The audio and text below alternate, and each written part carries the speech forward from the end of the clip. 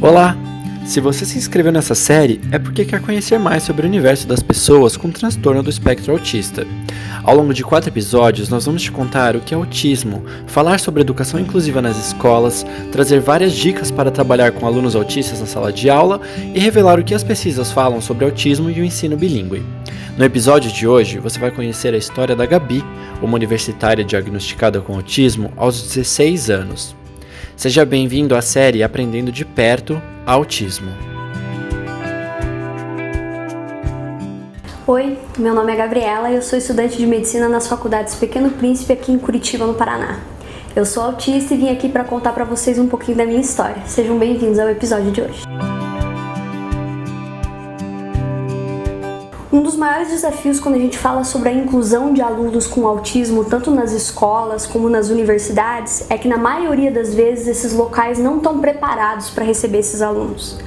Isso acontece porque tanto pais como professores e gestores acabam ainda tendo muitos preconceitos em relação e também não tem muito conhecimento sobre o assunto. Então eu tô aqui pra gente falar um pouco de como é que é a aprendizagem dessas pessoas com autismo e contar pra vocês um pouquinho da minha história. Uma das histórias que eu costumo contar para as pessoas quando eu falo como foi o meu processo de aprendizagem foi que a minha primeira dificuldade era que eu não conseguia aprender a ler e escrever. Ser alfabetizado normalmente é um desafio muito grande para crianças dentro do espectro autista. Eu demorei muito para chegar no meu diagnóstico, né? Eu fui diagnosticada por volta dos 16 anos, mas era óbvio, claro e cristalino que tinha alguma coisa de diferente.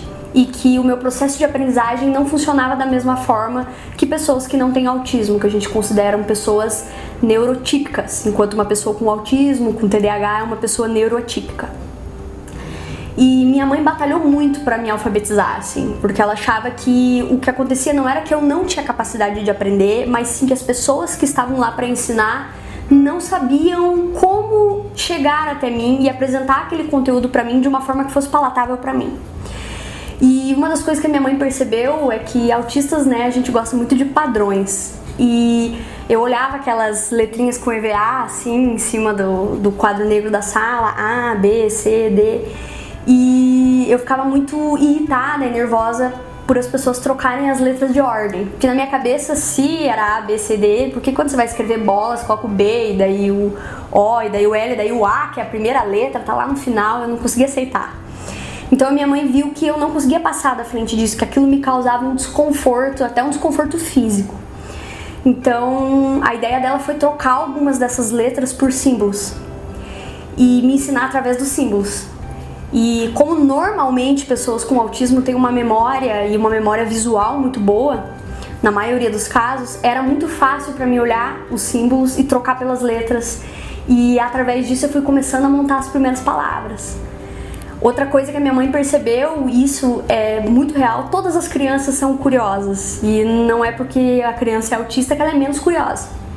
Então, eu sempre ia atrás deles pra ouvir histórias, e normalmente eu ouvi sempre as mesmas histórias, pedia pra eles contarem sempre as mesmas coisas, né, sobre os mesmos assuntos. E a minha mãe começou a barganhar assim comigo, que se eu era tão curiosa e queria tanto aprender, então se eu finalmente aprendesse a ler e escrever, né, eu ia poder conhecer aquilo sozinha. Eles não iam precisar estar em casa, ter o tempo de ler a história, de contar as coisas. Eu ia poder aprender o que eu quisesse, assim, a hora que eu quisesse. Então, estabelecer essa barganha, digamos assim, foi uma das coisas que fez eu entender que aquilo era interessante, que aquilo era bom. E aí eu passei a conseguir me comunicar melhor e conseguir ter um desenvolvimento muito mais rico de histórias minhas a partir de conseguir ler, conseguir escrever. A minha sociabilidade melhorou muito depois que eu fui alfabetizada, que é uma coisa que é muito comum de acontecer com crianças autistas e com jovens autistas no geral. Por isso que a alfabetização e a linguagem são tão importantes nesses casos. Eu penso muito quando a gente fala de crianças, de jovens, de adultos dentro do autismo, que é que a gente precisa entender que não é que as pessoas com autismo não têm capacidade de aprender. É que o aprendizado vai se dar por vias alternativas bem diferentes do que se dão para crianças que não têm autismo. E tudo bem, a gente só precisa aprender a construir essas pontes, construir essas vias.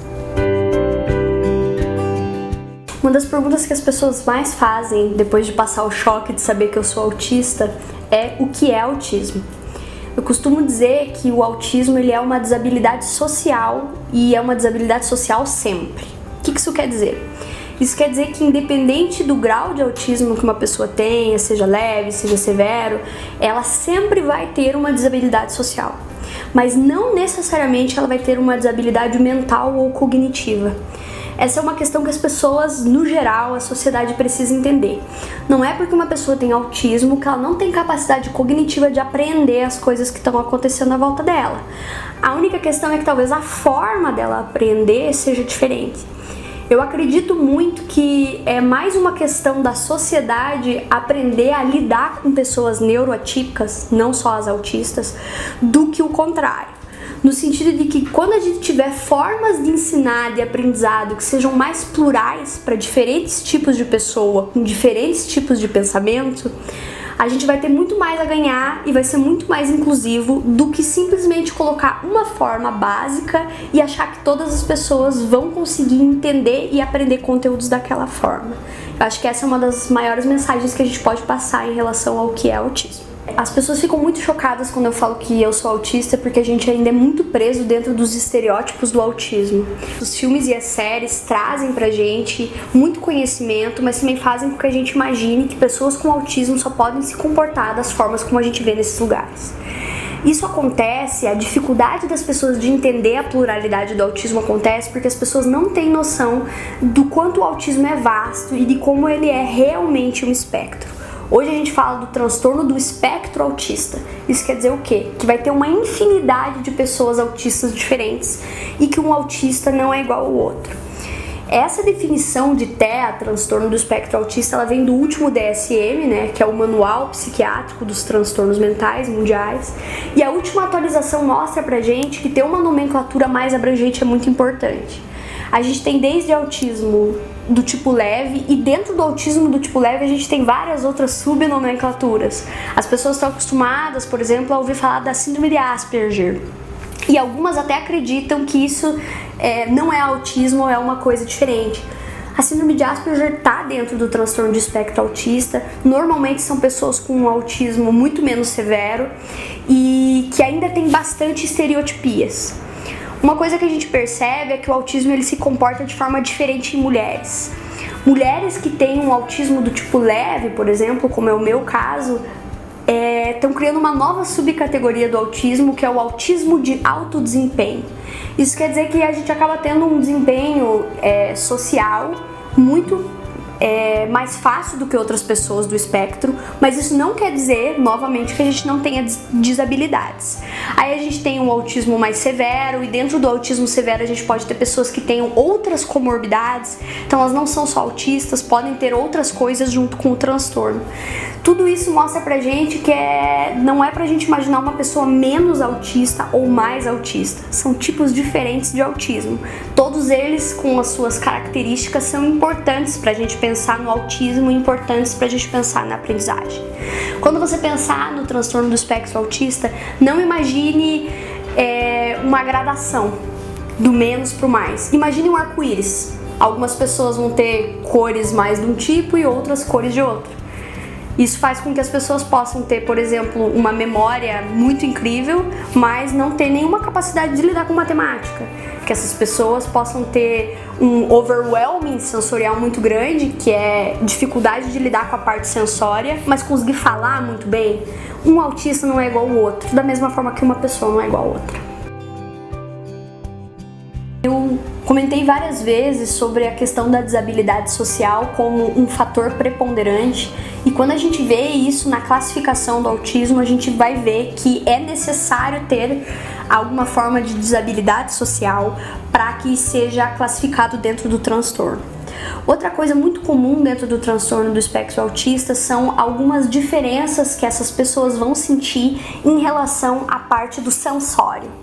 Pessoas autistas podem tanto ter a parte sensorial muito mais sensível, o que quer dizer que a luz vai ser percebida com mais intensidade, o som vai ser percebido como mais alto, o toque vai ser percebido como uma coisa mais difícil de lidar. E algumas pessoas dentro do espectro autista passam exatamente pelo contrário. Elas vão ter, por exemplo, uma sensibilidade à dor em que grandes estímulos de dor essa pessoa não vai sentir, por exemplo. Vai demorar muito para ela perceber um toque, vai demorar muito para ela perceber um cheiro. A gente está sempre pensando nas pessoas que são mais sensíveis de forma sensorial, que é, por exemplo, o meu caso, mas a gente vai ver que tem uma infinidade de coisas dentro dessa parte que a gente precisa se atentar a esses detalhes. Uma coisa muito comum que a gente percebe também é a dificuldade de entender duplo sentido ou coisas subjetivas. Por exemplo, se a minha mãe falasse pra mim na infância que não era pra eu sair de casa porque, nossa, vai até chover canivete, eu conseguia imaginar os canivetes caindo do céu. Eu não conseguia entender que aquilo era uma figura de linguagem. E isso explica muito como é difícil para a criança autista, para o jovem e para o adulto autista entender as emoções. A ideia que nós temos de que pessoas com autismo não têm empatia, não sabem se colocar no lugar do outro, não têm emoção, é uma ideia muito errônea. Na verdade, o que acontece é que emoções são muito imprevisíveis e difíceis de ser rastreadas e entendidas de forma racional. Isso faz com que a gente fique confuso e muitas vezes a gente não consiga interpretar o ambiente, o que as pessoas estão querendo dizer, como elas estão se sentindo. Isso não quer dizer que a gente não sinta emoção, que a gente não se comova com a emoção do outro. Só quer dizer que talvez a gente precise compreender a emoção de uma forma um pouco mais racional. Então, muitas vezes vão acontecer situações engraçadas, outras vezes situações tristes, né, com pessoas com autismo por elas não conseguirem ler o ambiente emocional. Às vezes ajudar essa pessoa a ler esse ambiente emocional, mostrar para ela de uma forma um pouco mais racional como entender algumas emoções é muito importante. Pensar também nos comportamentos de origem repetitiva. Pessoas com autismo vão tender a fazer movimentos repetitivos, falar a mesma coisa várias vezes, às vezes piscam, parece para você que está olhando de fora que aquela pessoa está tendo um tique. Isso é comum normalmente porque o ambiente ou a situação emocional trouxe tanta coisa para aquela pessoa com autismo lidar, tanta coisa para ela processar, que ela acaba jogando para o corpo na forma de algum movimento, tique ou de uma fala repetitiva. É um jeito de expressar, de colocar para fora uma sensação muito difícil que está dentro dela. Eu costumo dizer que pessoas com autismo são como um computador. Na verdade, todas as pessoas são como um computador. Pessoas sem autismo, quando elas estão percebendo o ambiente, elas começam a fazer downloads do ambiente. E esses downloads são mais devagar. Ela faz o download do cheiro e processa, faz o download das cores e processa, faz o download da fala da pessoa que está na frente dela e processa. Pessoas autistas são como um computador aberto para todos os downloads possíveis, sem horário para parar. E você não escolhe aquilo que você faz download. Você é obrigado a fazer download de toda a informação que tem. E a única coisa que você como autista pode fazer no computador da sua mente é ir fechando as abas. E torcer para que você consiga fechar as abas de forma rápida o suficiente para processar o próximo download que vai vir, já que você não tem escolha de que download você vai fazer. E muitas vezes dá pane, né? Eu brinco que dá a tela azul do Word, assim, faz um tan. E a gente não consegue mais processar tudo porque tem tanta informação lá dentro.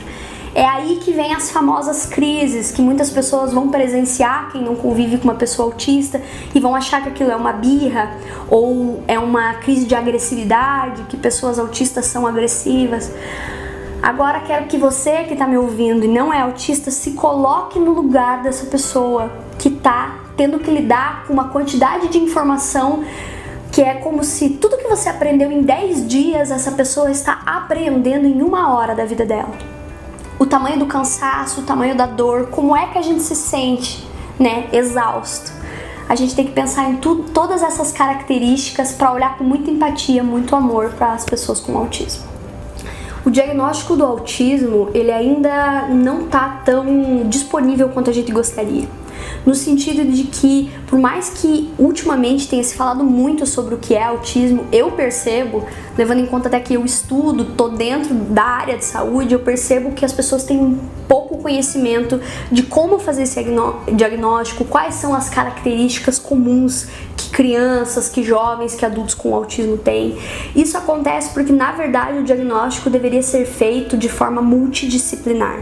Não deveria ser só o neuropediatra, ou só o psiquiatra, ou só o neurologista, né? Eu acredito que todo mundo deveria estar muito mais capacitado e sabendo sobre autismo.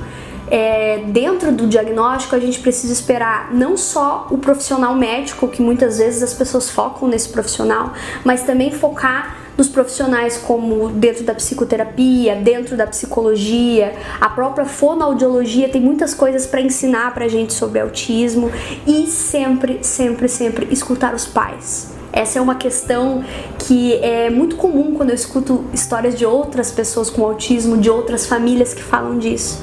Muitas vezes a família percebe antes que tem alguma coisa de diferente, de fora do comum, relacionado a outras crianças que estejam perto daquelas crianças com autismo, e a família insiste muito e não consegue fechar o diagnóstico. Nós precisamos aumentar o awareness, né? O conhecimento que a gente tem do que é transtorno do espectro autista, para que o diagnóstico seja mais acessível para várias famílias e que o tratamento seja instituído mais cedo. Diagnóstico precoce é igual uma criança autista que vai ter muito mais qualidade de vida e vai ser um jovem, um adulto que vai ser muito mais envolvido socialmente com as coisas que decidir fazer. Então, lembrar que sempre que você pensar em diagnóstico do autismo, recorra a mais de um tipo de profissional de saúde. Não só o médico, mas o médico, o terapeuta, o psicólogo, o fonoaudiólogo, a pedagoga, e pensar muito em como as famílias vão receber essa notícia, de que forma elas vão lidar e escutar o que elas têm para falar. Isso vai fazer com que ouvir o diagnóstico autismo seja muito mais fácil para a criança, para o jovem ou para o adulto e também para a família. O que acontece quando eu, cidadã comum, que não tenho conhecimento sobre autismo, me percebo diante de uma crise autista? Esse é um dos maiores medos que as pessoas têm, um dos maiores tabus de estar de frente de uma situação dessa e não saber o que fazer. O que eu vou falar aqui agora não é uma receita de bolo que sempre vai dar certo e vai funcionar para qualquer pessoa com autismo ou criança com autismo. É muito legal que as pessoas saibam que tem estratégias que funcionam de formas diferentes para pessoas diferentes. Inclusive, se você for autista e estiver vendo esse vídeo, comenta embaixo. O que você acha que funciona para você, que pode ajudar outras pessoas com autismo. Eu vou falar as coisas que eu já estudei e as coisas que eu aplico para mim. A gente tem que lembrar que uma crise autista, ela vem por dois mecanismos e que às vezes esses mecanismos podem inclusive vir juntos. A pessoa com autismo pode ter uma crise porque sensorialmente o ambiente está muito pesado para ela, ou porque emocionalmente o ambiente está muito pesado para ela. E às vezes essas coisas acontecem juntos, o que pode ser que configure crises mais graves. A primeira coisa é como reconhecer uma crise. Normalmente a pessoa com autismo que está em crise, ela vai passar por fases. Inicialmente pode ser que ela fique simplesmente mais agitada. Ela fala mais rápido, ela se mexe mais. A impressão que dá é que você foi lá na velocidade da pessoa e aumentou a velocidade dela para 1.25, 2, ela fica mais agitada. Normalmente, pós a agitação, algumas pessoas podem sofrer situações que parece que elas estão sendo agressivas. Ou elas podem dirigir alguma coisa para outra pessoa, ou na maioria das vezes elas vão fazer algum comportamento agressivo, né, para elas mesmas, que vai ser o que a gente chama de autoagressividade. E quando é com o outro é a heteroagressividade. A autoagressividade, a criança, né, o adolescente, o adulto, ele vai tender a começar a fazer movimentos repetitivos, que pode ser se balançar, pode ser piscar os olhos várias vezes, fazer esse movimento com as mãos é muito comum, ou girar. Uma tendência que a gente como sociedade tem é achar esses comportamentos errados e querer podar os comportamentos da pessoa quando ela tá naquela crise. Então a primeira dica que eu tenho é: não fale para a pessoa que está passando por aquilo, não tente fazer com que ela pare de fazer aquele movimento repetitivo. Muito provavelmente ela está fazendo aquilo para aliviar. Uma ideia legal é tirar essa pessoa do ambiente que tenha muita gente olhando, que tenha muito barulho, muita luz, e levar ela para um ambiente mais recluso. Porque aí ela vai se sentir menos observada, o que é uma coisa legal, e aí ela vai poder fazer os movimentos em paz, para tentar achar ela a forma de lidar com aquela situação. E às vezes só de tirar ela do ambiente, a própria pessoa vai conseguir sair da crise. Às vezes não. Quando que eu preciso intervir fisicamente com uma pessoa? Primeiro, pergunte. Muitas vezes essa pessoa ainda vai estar no momento em que ela consegue verbalizar com você. Pergunte: você quer sair daqui? Eu posso encostar em você agora? Você se sente confortável? Porque algumas pessoas viram séries ultimamente, viram filmes, ou conhecem uma pessoa com autismo que elas já têm proximidade e intimidade, e elas assumem que abraçar apertado, que é uma coisa que é bem comum em séries, pode ser feita com qualquer pessoa autista em qualquer momento. E não é assim. Pergunte para a pessoa. Fazer uma pressão, como se você estivesse apertando a pessoa com força mesmo, pode ajudar a tirar muitas pessoas autistas de dentro de uma crise. Funciona como se fosse assim. A pessoa está tendo a crise porque tem informação de todos os lugares vindo, e aí de repente ela tem um estímulo que é muito maior que os outros, que é o estímulo tátil com força, né? E aí ela consegue quebrar essas informações que estão vindo de fora e prestar atenção só na informação tátil. É uma opção. Outra opção, isso vai ser para lugares mais reclusos, às vezes dentro de casa, né? Para pessoas que têm uma relação mais próxima, por exemplo, falar para a pessoa deitar no chão e outra pessoa deitar por cima dela. Também é um movimento de tato que faz com que a pessoa preste atenção nesse estímulo único. Crianças autistas até pessoas que convivem com essas crianças podem sair de casa com um cobertor ou alguma coisa do tipo, e a criança pode ser enrolada naquele cobertor que ela já conhece, que ela conhece a textura, que ela sabe, e ser abraçada. Ou seria, você não tá entrando em contato direto com a pele, né? E mesmo assim tá dando um estímulo tátil que seja importante. Outra coisa comum é, se você for abraçar e essa pessoa tiver em movimento repetitivo, faça um movimento com ela. Então, se ela tá se balançando pra frente e pra trás, se balance com ela, mostre pra ela que aquilo que ela tá passando não é uma coisa de outro mundo. Ela vai se sentir muito melhor. Opções que podem ser feitas em crises dentro de casa, e normalmente crises mais graves ou num ambiente que tenha água disponível, é colocar a pessoa dentro da água gelada. E pode ser de roupa e tudo. Parece, né, tortura medieval, mas às vezes a crise que essa pessoa está experienciando é tão grave, tão difícil, tão dolorosa, que, acredite você ou não, um banho gelado na pele dessa pessoa vai ser muito melhor do que lidar com tudo aquilo que ela está tendo que processar emocionalmente. Essas são crises muito graves que devem ser acompanhadas, porque normalmente pessoas que precisam dessas intervenções mais graves vão ser as crianças, os adolescentes e os adultos que vão tender a se machucar de forma mais grave. Nesses casos, se essas crises forem repetitivas, a gente tem que fazer um estudo do ambiente, entrar em contato com profissionais para pensar quais são as coisas que a gente pode fazer para que as crises não cheguem nem a iniciar. Mas essas dicas que eu dei aqui são dicas muito legais para abortar uma crise que já começou. Existe um neologismo criado por um psiquiatra brasileiro, o Dr. Antônio Geraldo, que se chama psicofobia. A psicofobia é o preconceito que as pessoas no geral, que a sociedade em geral tem com pessoas com transtornos mentais e emocionais. A gente tem falado cada vez mais desse tema porque se percebe que parte da dificuldade e da dor de receber diagnóstico, como por exemplo autismo, para uma criança, jovem, adulto ou família, vem do fato de que as pessoas têm muito medo de como a sociedade, como as pessoas ao redor vão lidar ao saber que aquela pessoa é autista. A psicofobia, ela tem dois lados muito duros. Ou a gente faz aquilo ser muito maior do que é, estereotipa a pessoa e diminui ela, acreditando que ela não tem capacidade de ter uma vida o mais próxima do normal por ter um transtorno mental e emocional, ou a gente invisibiliza essas pessoas dizendo que aquilo não é nada demais, que aquilo não existe e por aí vai. Famílias e pessoas com autismo podem às vezes viver os dois lados da mesma moeda. o que é muito difícil e faz com que pessoas, não só com autismo, mas com qualquer transtorno mental ou emocional, se sintam muito sozinhos. Existe um termo dentro da medicina que eu até não concordo muito com ele para o autismo, mas eu acho legal que as pessoas saibam que existe o que a gente chama de burden of disease, que é o peso da doença, apesar de eu não acreditar que autismo seja uma doença. Eu acredito que autismo é uma forma diferente de funcionamento da mente de algumas pessoas.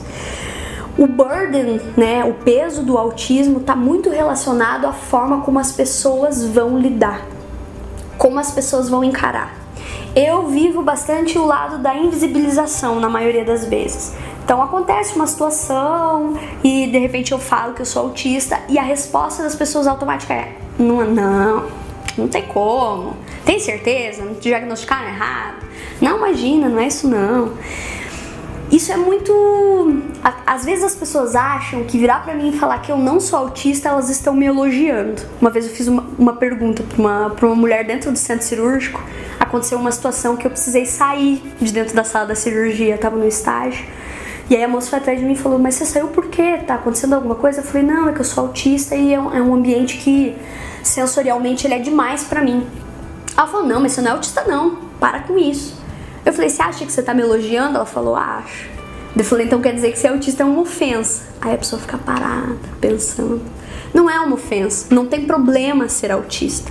Tem problema que as pessoas vejam isso como uma coisa tão ruim, negativa. Eu já vi situações das pessoas xingarem as outras chamando a pessoa de autista, né? Então tem uma conotação tão negativa que muitas vezes famílias não aceitam o diagnóstico, pacientes não aceitam o diagnóstico porque o peso social daquilo é tão grande que é melhor fingir que aquilo não está acontecendo comigo, com uma pessoa da minha família, com uma pessoa que eu amo, do que reconhecer aquilo como mais uma característica daquela pessoa. O que é muito importante da psicofobia, para que a gente consiga diminuir e ser menos psicofóbico, é pensar que uma pessoa não é um transtorno. Da mesma forma que uma pessoa não se torna uma perna quebrada, uma gastrite ou uma diabetes, uma pessoa não se torna um autista. Eu sou a Gabriela, que por acaso é autista. O autismo não é toda a minha vida, nem toda a minha pessoa, nem de pessoa nenhuma. O papel da escola, não só da escola, eu acredito da escola, das universidades, das faculdades, enfim, mas eu acredito que o primeiro contato com o aprendizado de uma criança autista é a escola mesmo. Ele é um papel muito fundamental para escrever o futuro dessa criança. Eu falo porque eu senti durante a minha vida, depois, quando eu já tinha mais ideia do diagnóstico e quando eu entrei numa escola que tinha mais noção das minhas particularidades, mesmo sem saber o nome autismo, né? Como eu comentei, eu só fui diagnosticada com 16 anos, mas uma das escolas que eu estudei boa parte da minha vida percebeu que eu tinha necessidades diferentes das necessidades de outros alunos. Ficar atento para essas particularidades não me segregou das pessoas e nem me fez sentir diferente. Bem pelo contrário, eu me senti inclusa. E eu acredito que hoje eu só tô na universidade, terminando um curso de graduação, porque eu tive esse resgate, eu tive essa abertura, eu tive esse espaço quando eu era muito pequena. E essas são coisas que pessoas que trabalham com aprendizagem, pais, gestores, pedagogos, professores, essas pessoas precisam se atentar que criar um ambiente de escola inclusivo e que consiga olhar para necessidades específicas, não só de pessoas com autismo, faz com que a gente abra um leque de possibilidades para essa pessoa fazer aquilo que ela quiser. A gente sabe por estudos que dificilmente pessoas com autismo, e aí a gente fala das pessoas com autismo leve, né, com autismo de alto desempenho, com o próprio Asperger, para essas pessoas sair da faculdade no tempo de curso, por exemplo, é praticamente uma raridade.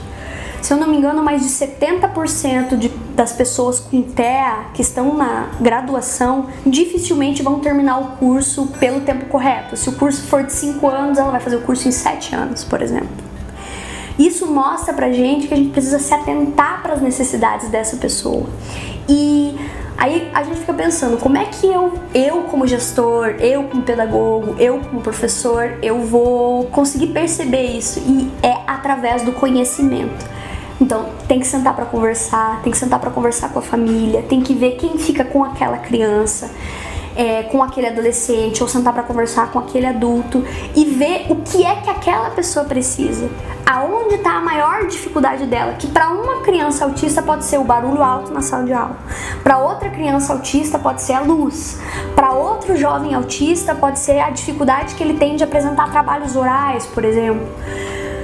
As pessoas vão ter necessidades diferentes. Quando a gente conseguir começar a perceber que o processo de aprendizagem é muito mais rico, quando a gente olha para as individualidades, singularidades de cada criança, com autismo ou não, pode ter certeza que nós vamos ter muito menos necessidade de eu estar aqui conversando com vocês hoje, por exemplo.